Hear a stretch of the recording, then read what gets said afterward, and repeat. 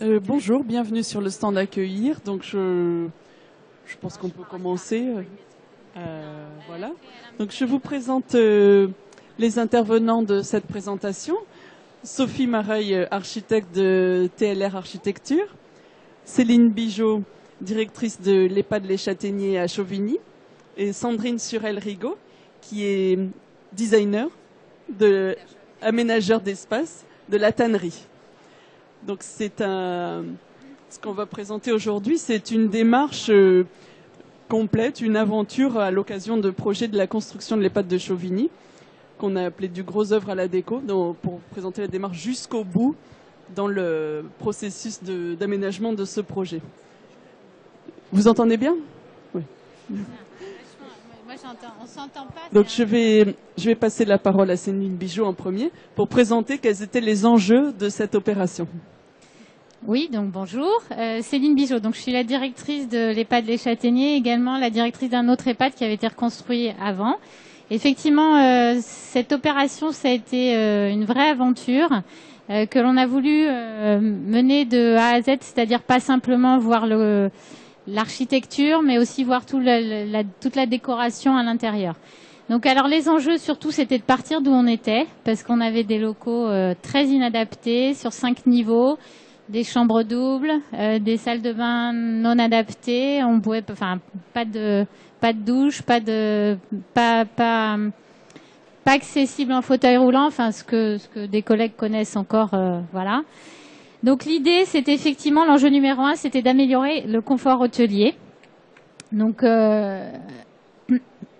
déjà, généraliser l'accessibilité aux personnes à mobilité réduite, c'est-à-dire que chacun ait une salle de bain conforme aux exigences actuelles, une chambre de minimum 20 mètres carrés, et puis surtout accessible en fauteuil roulant. Donc, que ce soit dans les chambres, l'accessibilité, mais aussi dans les espaces communs, parce que c'était également pas ce qu'on avait dans l'ancienne structure. Il fallait également satisfaire les contraintes normatives, que ce soit au niveau de la sécurité incendie, la loi handicap, les RT 2012 et aux règles d'hygiène. Et puis répondre à la demande des résidents et des familles d'avoir un espace agréable et confortable. On a essayé donc en même temps que le projet architectural, de travailler sur des mobiliers adaptés et de qualité, tout en respectant notre budget qui est comme tous les établissements assez contraints. On est un établissement public hospitalier autonome, donc avec voilà les mêmes enveloppes que les autres, mais on a essayé d'anticiper certains achats pour pouvoir arriver à tout faire pour l'entrée dans la nouvelle structure. L'enjeu numéro 2, bien évidemment, c'était l'amélioration des conditions de travail pour le personnel. Alors, c'est pas une photo de l'EHPAD, je voulais le préciser parce que je trouve que cette photo fait très hospitalière. Et donc, c'est pas une photo de chez nous, mais bon, on a triché. Effectivement, on avait dans nos anciens locaux un manque, dans l'ancienne EHPAD, un manque de locaux de soins, de services, notamment de rangement. Un service, donc, des services sur 5 niveaux avec des longs déplacements pour les agents. Des salles de bain communes pour les résidents, c'est-à-dire que la douche, c'était quand on allait au bout du couloir, donc c'était un peu compliqué. Et puis c'était donc surtout l'occasion de repenser de A à Z toute l'organisation du travail et de revoir tout ce qui nous convenait pas, qui n'est pas toujours facile à modifier quand on est dans une vieille structure, parce que le personnel est souvent résistant au changement. Mais quand on déménage, du coup, le personnel n'a plus de repères. Donc l'idée, c'est de recréer les repères qu'il faut. Et donc, pour ça, on revoit de A à Z l'organisation. Donc ça, c'est plutôt génial. Et puis l'enjeu numéro 3, c'était le cadre bâti et paysager de qualité. Alors on avait effectivement des locaux complètement inadaptés, mais on avait une chose bien dans l'ancienne structure, c'était le parc. Il y avait que ça. Le parc était plutôt joli. Alors pas forcément très accessible, mais très agréable.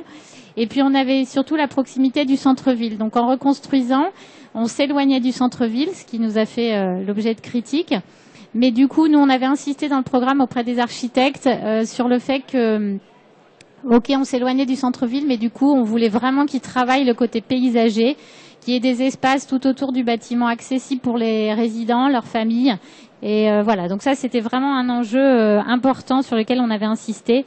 Donc sur les espaces, les terrasses, les patios. L'idée aussi, c'était de séparer les flux, parce que c'était également pas ce qu'on avait avant. Donc, on voulait vraiment une entrée spécifique pour les résidents, les familles, les ambulances, et puis une entrée plus logistique pour éviter de croiser toutes les livraisons pour les résidents et qu'ils puissent se promener tranquillement. Et puis un des enjeux aussi, donc pour nous, c'était vraiment d'avoir un établissement ouvert sur l'extérieur et qui était intégré dans ce nouveau quartier, parce que donc on s'est installé dans le quartier de Gatrap à Chauvigny, qui est un nouveau quartier avec des nouveaux lotissements qui se construisent. Donc on voulait vraiment être intégré dans le quartier. Donc on a poussé à avoir un établissement qui n'est pas fermé en termes de clôture, et puis avec des espaces, mais on en reparlera tout à l'heure, accessibles pour les enfants du quartier. Voilà. Je pense que j'ai dit l'essentiel. Carrément, du coup, face à ces enjeux qui étaient énoncés dès le programme, l'équipe d'architectes de TLR a répondu au concours et gagné le concours. Et donc je vais laisser la parole à Sophie Mareuil, qui est architecte associée de l'agence, qui a mené le projet jusqu'au bout de la réalisation. Bonjour à tous. Je me présente, Sophie Mareuil. Donc, ce projet a été conçu aussi avec les architectes de Poitiers, de Corset-Roche. Voilà, équipe TLR mandataire et Corset-Roche, équipe associée. Donc, dans les grandes lignes, ce projet, donc comme le disait Madame Bigeot à juste titre, on s'inscrit dans un site de petits lotissements. Donc, l'enjeu, c'était aussi comment intégrer un bâtiment de quasiment 8000 m² sans défigurer le paysage, et que je dirais qu'on soit en bon terme avec l'environnement urbain et avec les voisins. Parce que le but, c'est que l'EHPAD soit aussi apprécié par les gens qui habitent le quartier. Oui. Juste que j'ai oublié de dire quelque chose, que du coup, vous savez pas l'ampleur du projet, mais c'est un établissement de 134 lits, donc un établissement quand même assez important, avec toute la logistique, c'est-à-dire toute la lingerie, buanderie, les cuisines. Voilà, on avait tout sur place, et alors le projet financier, on en parlera peut-être après, mais voilà, c'est une grosse structure quand même. Tout à fait. Non, mais ça, c'était effectivement très important de le dire pour comprendre même à l'échelle de la ville ce que représente la création de cet établissement. Donc après, nous, en tant qu'équipe d'architectes, voilà, on a travaillé effectivement l'intégration du projet. Donc là, vous avez les coupes du concours. Donc c'est un site sur lequel on avait quasiment 8 mètres de dénivelé d'un bout à l'autre. Donc on a énormément travaillé l'insertion du projet dans le terrain, justement pour l'ancrer au maximum dans le site et ne pas venir apporter un monstre, entre guillemets, qui viendrait défigurer l'environnement. Donc ça, ce sont quelques images aussi de l'établissement, donc au stade du concours. Donc là, on a essayé de travailler aussi sur les espaces. Vous retrouvez les images du haut qui sont celles de l'entrée de l'établissement, où on retrouve cette échelle humaine qui correspond à l'accès du lotissement général. Donc comme ça, on ne défigure pas l'environnement, on respecte un petit peu le principe urbain qui est dans ce quartier. Donc ça, jardin ouvert à tous. Là, vous avez une vue sur l'entrée. Voilà, là je peux vous parler un petit peu des matériaux. Donc là on a travaillé sur de l'ITE, donc isolation par l'extérieur, donc avec un enduit clair, et du Terreal. Donc le Terreal qui est un matériau qui vieillit bien et qui apporte aussi une chaleur. C'est un bâtiment contemporain, mais on ne voulait surtout pas qu'il soit froid, donc on a rapporté aussi un petit peu de chaleur au travers des matériaux. Donc des extérieurs à vivre, c'est-à-dire que il y a l'intérieur du bâtiment, mais c'était aussi, comme le disait Madame Bigeot, important de travailler avec les espaces extérieurs. Il y a énormément d'arbres qui ont été plantés aussi pour, à terme, essayer de retrouver un environnement paysager qui soit le plus riche possible pour les résidents. Voilà encore un exemple de terrasse. Là, vous avez le plan du projet, donc qui montre bien la construction sur un noyau central, et ensuite les ailes d'hébergement qui se développent à partir de ce noyau. C'est une façon aussi, pour répondre aux contraintes de la maîtrise d'ouvrage, d'optimiser les déplacements du personnel et de réduire vraiment au maximum ces trajets, parce qu'on sait ce que ça peut coûter au quotidien. Donc ça fait partie des enjeux qu'on a retenus sur ce projet.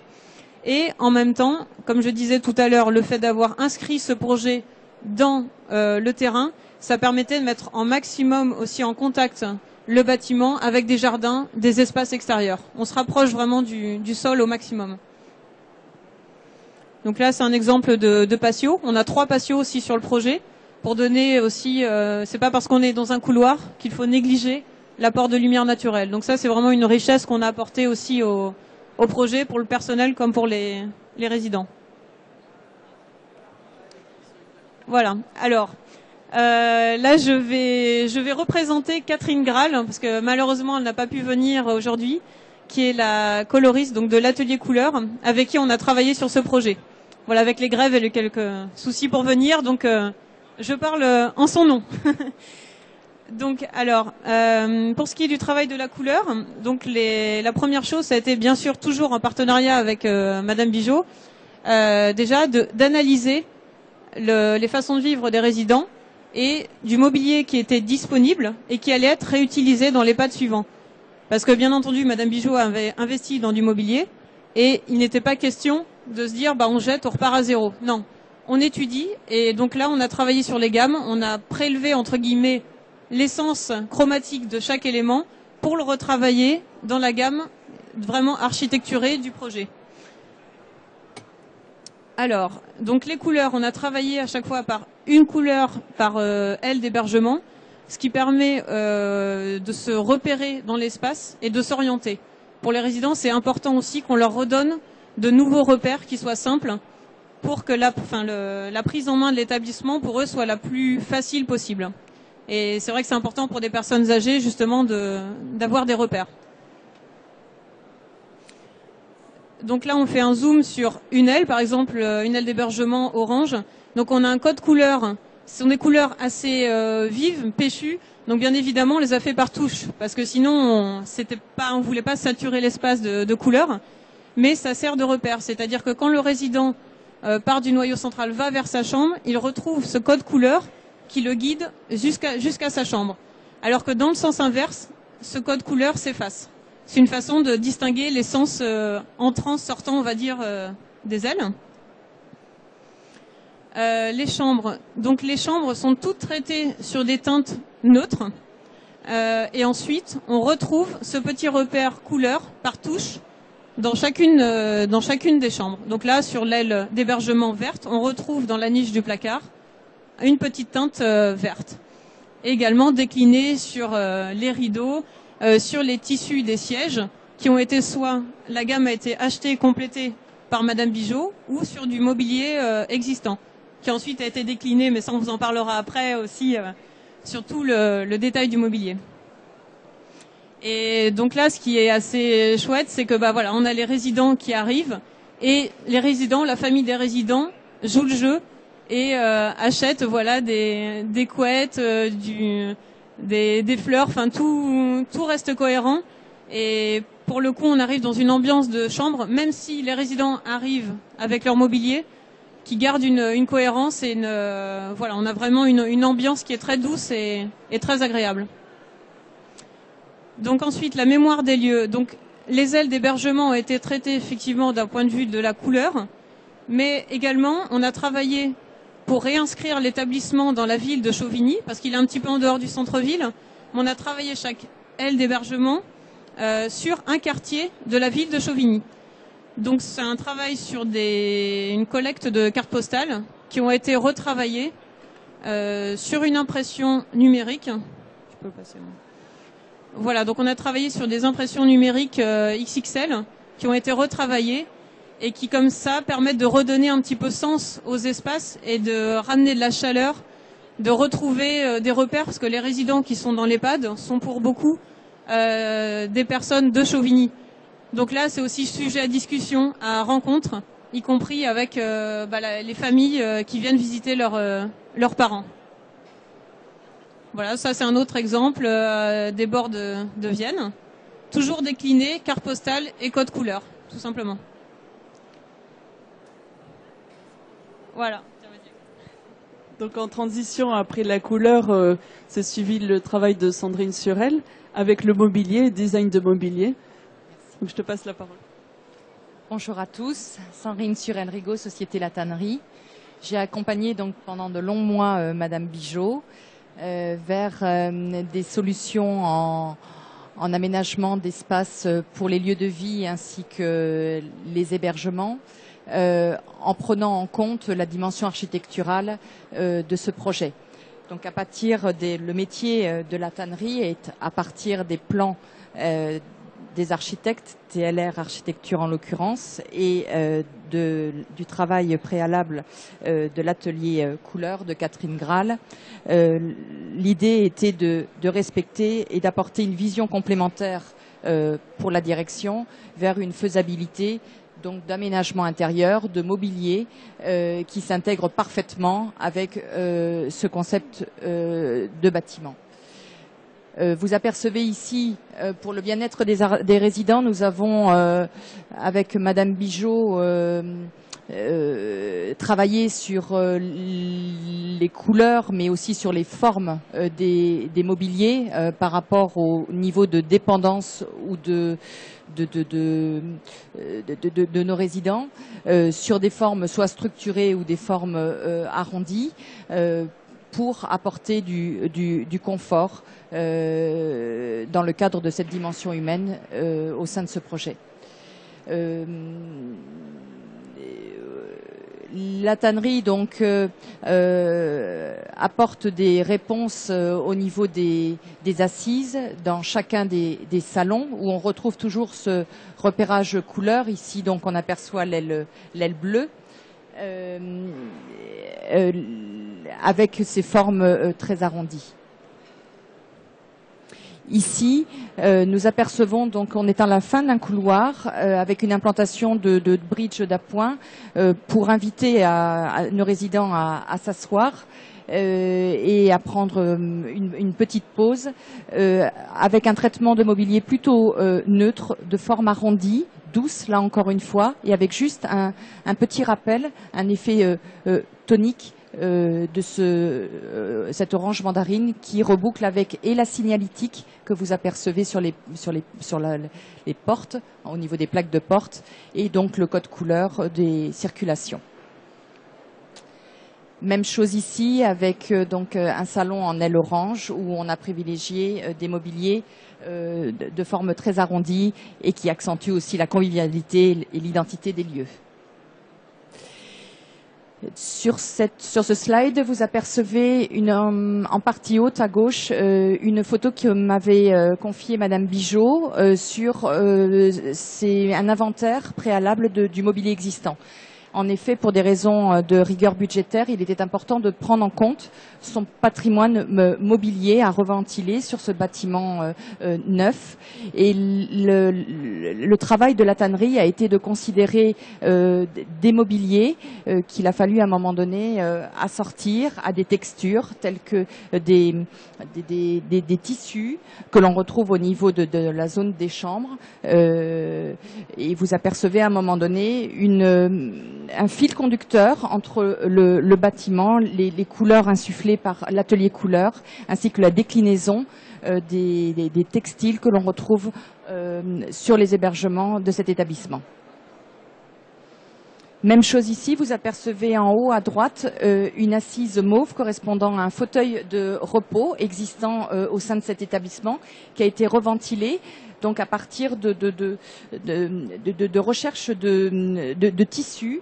On en reviendra aussi sur la caractéristique de ces tissus qui sont fabriqués et tissés en France, dans les Pyrénées, car une des valeurs que défend la tannerie est de privilégier des savoir-faire artisanaux aussi français pour pouvoir assortir parfaitement à des mobiliers existants que les directions souhaitent reventiler.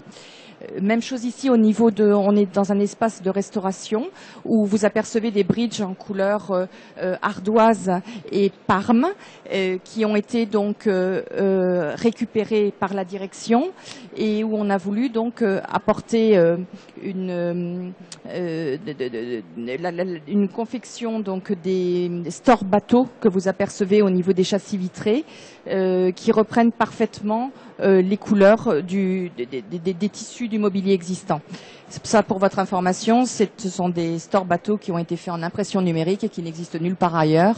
L'idée était d'apporter une prestation unique et personnalisée pour cet établissement.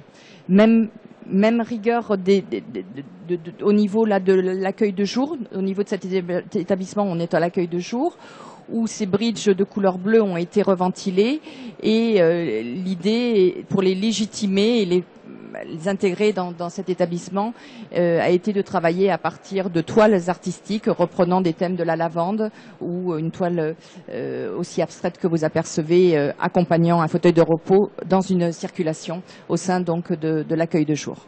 Voilà. Ici, vous apercevez un autre salon de vie, puisque chaque unité de vie dans ce projet comporte des lieux de vie qui leur sont propres, avec un code couleur donc personnalisé. Et là, on est avec des formes de mobilier beaucoup plus structurées. Là, vous apercevez toujours cette volonté d'apporter de la cohérence entre le code couleur des architectes, la signalétique au niveau des plaques de porte, ainsi que la présentation donc pour valoriser les fenêtres au niveau des hébergements. Nous préconisons de plus en plus des panneaux décors, où vous apercevez donc ce textile à rayures sur une trame de lin classée au feu, qui complète la présentation donc d'un voilage présenté sur œillet. Là, nous cheminons vers les espaces de restauration, où pour inviter les résidents à se restaurer. Des toiles artistiques font partie aussi du package décoration que la tannerie apporte dans son menu personnalisé. Voilà, ça permet tout simplement de donner de l'identité, là encore une fois. Ici, nous apercevons un salon réservé aux familles, qui se veut plutôt neutre, qui se veut apaisant, et qui a été travaillé à partir d'un thème qui est la dentelle. Et sur la droite, vous apercevez un autre salon qui est l'antichambre de la présentation des corps, puisque là nous sommes au niveau du salon de la chambre reposoir. Là, nous apercevons une ambiance dédiée donc à la bibliothèque, où là, la tannerie a proposé des bridges fabriqués en Italie, avec des petites tables, mais avec une hauteur plus haute que des tables basses en général, pour le confort aussi des résidents, parce que que ce soit les hauteurs d'assises ou les hauteurs de table, il est important aussi d'avoir toujours un mobilier adapté qui facilite les gestes de nos résidents. Vous apercevez peut-être le détail du stratifié au niveau de la table, qui reprend adroitement aussi le fond de la bibliothèque. Voilà, et puis des luminaires qui permettent aussi d'apporter de l'intimité et une convivialité dans chaque espace aménagé et décoré. Ici, vous apercevez un outil que Madame Bigeot m'a demandé, extrêmement flexible, qui est donc une salle de réunion pouvant accueillir jusqu'à 20 personnes en réunion, où là, on se retrouve avec des assises, des bridges qui sont extrêmement empilables, et des tables aussi mobiles sur roulettes avec des plateaux abattants. Tout ceci permettant à un moment donné, dans le cadre d'événements, de pouvoir... c'est aussi une salle de cinéma et de visioconférence. Ça permet tout simplement cette flexibilité technique des mobiliers proposés, de pouvoir à un moment donné relibérer l'espace et le réorganiser à tout moment. Ici, vous apercevez donc la fonction accueil, où là l'idée était au niveau de la signalétique que vous apercevez donc en haut à droite, reprenant les différentes couleurs donc attribuées à chaque unité de vie dans cette EHPAD de 134 lits. L'idée a été de rappeler ce code couleur au travers aussi de ce panneau tissu que vous apercevez donc sur la droite, voilà, qui permettait d'apporter cette cohérence et cette harmonie que l'on retrouve donc dès l'accueil de l'établissement, pour annoncer ces différentes unités de vie et favoriser aussi le repérage visuel des résidents. Ici, donc, la tannerie accorde énormément d'intérêt dans l'accompagnement de chaque projet, que ce soit public ou privé en France, de valoriser le savoir-faire artisanal français. Il est important, à un moment donné, par rapport à des TPE qui ont des patrimoines artisanaux depuis de longues dates, de les faire connaître, et au-delà des mobiliers plus conventionnels tels que les assises, les tables, il y a tout un package déco que la tannerie donc apporte dans chaque accompagnement de projet pour valoriser des savoir-faire français. Là, vous apercevez préalablement un atelier d'ébénisterie qui fabrique toutes ces petites tables en structure chêne et plaquées donc avec des stratifiés de couleurs. Au-dessus, vous apercevez aussi donc un atelier plutôt en région Rhône-Alpes, une dame qui confectionne ses luminaires et qui est une vraie créatrice, qui est classée aujourd'hui artisan d'art. Ici, vous apercevez une dame qui patine pour moi des meubles. Pour garder justement cette logique colorimétrique et la respecter au niveau d'un projet architectural. Vous apercevez aussi la création d'une bibliothèque qui est un 2 en 1, qui sert aussi de réserve dans un besoin de stockage de matériel par rapport à des lieux d'animation, et que nous avons mis en scène donc pour un moment donné créer aussi une bibliothèque éclairée dans un salon de vie, voilà, dans un autre EHPAD. Donc la flexibilité, c'est quelque chose d'important. Et là, vous apercevez donc d'autres ateliers, des gens qui créent des abat-jours. L'idée à chaque fois pour la tannerie, c'est de travailler sur le terroir, sur le patrimoine local d'une région, en l'illustrant toujours de manière sur mesure à la carte, avec par exemple des luminaires qui sont eux aussi édités et imprimés de manière unique en France. Voilà, je vous remercie. Et là, vous apercevez donc un de mes partenaires qui est dans les Pyrénées, qui depuis 1920 perpétue un savoir-faire de tissage. Avec des matières extrêmement épaisses, extrêmement agréables au toucher, et voilà, c'est un partenaire aussi important pour la tannerie, pour apporter ces matières que l'on traite ensuite en non-feu, voilà, pour décorer les lieux de vie et donner aussi de la vie et de la personnalité à tous ces lieux. Je vous remercie. Donc voilà, pour nous, en tant qu'architecte, dans ce qu'on a beaucoup apprécié dans ce projet, c'est une démarche qui va jusqu'au bout pour qualifier un lieu qui lui donne un caractère tout à fait unique. On n'est pas n'importe où, et ça, d'aller le plus loin possible en partenariat comme ça, et que le mobilier fasse écho aux couleurs qu'on peut proposer et la couleur aux espaces qu'on propose aux résidents. C'est surtout cette démarche qu'on voulait souligner, mettre en avant. Et c'est grâce à la directrice qui a confié ces missions complètes à la fois à la maîtrise d'œuvre, en insistant qu'il y ait une mission couleur et une mission mobilier. Et c'est surtout ce témoignage qu'on voulait apporter. On peut aller très loin dans la qualité d'un espace avec avec une cohérence globale. Et à chaque fois, c'est une histoire particulière qui est racontée. C'est ça l'intérêt de ce projet. Moi ? Alors, peut-être pour conclure ou dire des choses qui n'ont pas été dites encore, c'est vrai qu'on a parlé des secteurs d'hébergement. On était sur des secteurs d'hébergement de 30 lits, donc qui restent à taille humaine, parce que ça reste un établissement de 134 lits, donc une grosse structure.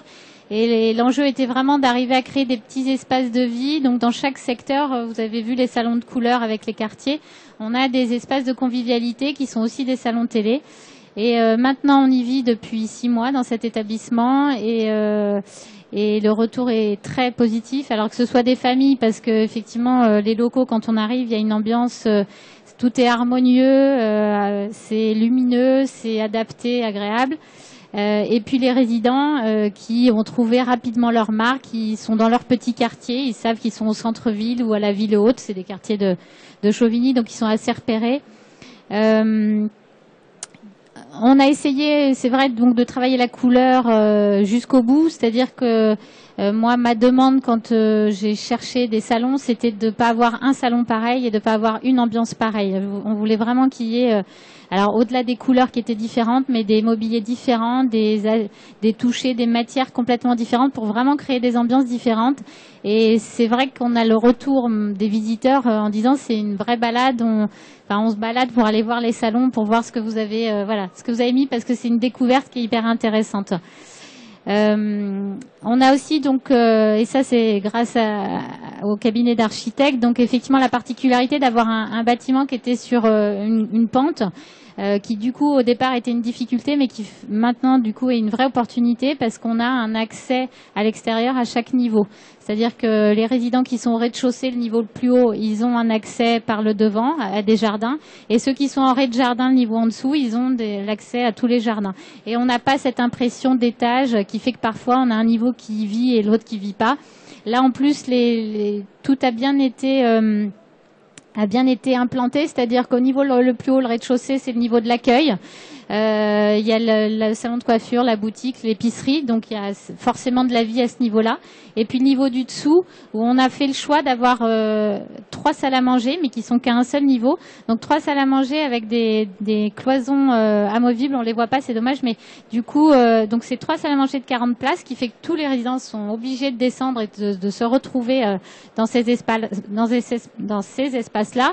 Et l'avantage, c'est qu'on avait 4 secteurs d'hébergement, du coup 3 salles à manger, ça veut dire qu'on oblige aussi les gens à se mélanger, ce qui était plutôt, au départ on a hésité, mais du coup au niveau organisation c'est bien parce que 3 salles à manger c'est plus facile à gérer que 4, mais en plus ça permet aussi aux résidents de pouvoir se mélanger.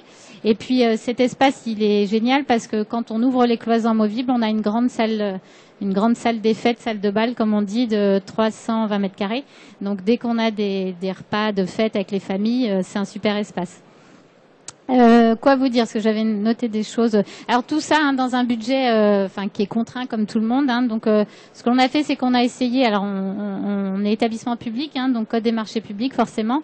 On a essayé d'anticiper certains achats sur les années précédentes. On avait en gros les plans, donc on savait à peu près ce qu'on avait besoin comme salon. Donc ça nous a permis de pouvoir acheter tout ce qu'on voulait, parce qu'effectivement la difficulté c'est toujours d'avoir des super beaux locaux et puis d'avoir du mobilier moche.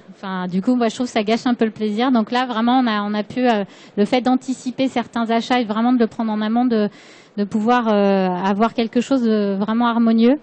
Et puis le petit plus qu'on a eu sur cette construction, parce que c'est du coup moi j'en avais déjà fait une autre avant, c'est qu'on avait une coloriste, alors qui n'est pas là, c'est dommage, sur le projet, mais qui du coup a vraiment travaillé les couleurs pour qu'il y ait une harmonie dans tout l'établissement. Et vraiment c'est quelque chose qui nous est dit maintenant, c'est quand on entre, c'est harmonieux, c'est calme, c'est doux, vraiment voilà. Et je pense que la coloriste a bien joué. C'est grâce à elle et puis grâce bien sûr à Sandrine Furel au niveau du mobilier. Mais c'est vrai qu'on a passé beaucoup de temps à choisir les salons, les textures, les matières, mais pour un résultat qui est plutôt très satisfaisant. Et donc pour finir, juste dire que c'était une belle aventure humaine. On n'a pas arrêté de dire que c'était un projet de filles, mais c'est vrai, parce que du coup c'était les filles qui parlaient les touches déco, pendant que les architectes hommes voyaient le côté technique. Nous on faisait nos points couleurs, et du coup voilà, je pense que ça se ressent bien, et en tout cas c'est le retour des familles et des résidents. Oui, je crois que je vais juste remercier pour terminer Madame Bigeaud. Et c'est vrai qu'il y a au-delà du professionnalisme, il y a une vraie complémentarité des échanges avec la maîtrise d'ouvrage. C'était nos échanges au service du projet, vraiment. Et je pense que c'est ce qui fait qu'on arrive à un résultat qui est quand même assez cohérent, je pense. Voilà, merci à tous.